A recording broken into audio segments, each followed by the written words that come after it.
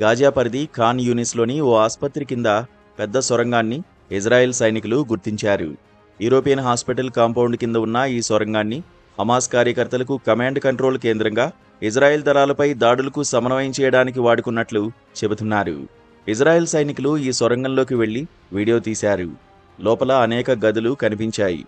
అలాగే అనేక command control రూమ్లు, ఆయుధాలు, అదనపు నిఘా తదితర అనేక సామగ్రి ఈ సొరంగంలో కనిపించింది.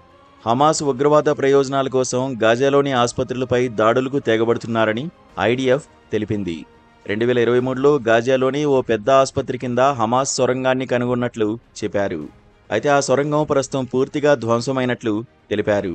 ఇంటెలిజెన్స్ డైరెక్టరేట్ మార్గదర్శకత్వంలో గోలానీ బ్రిగేడ్, యాహలోమ్ యూనిట్ ప్రత్యేక దళాల ఆపరేషన్ సమయంలో ఈ తాజా సొరంగాన్ని గుర్తించామని ఇజ్రాయెల్ తెలిపింది.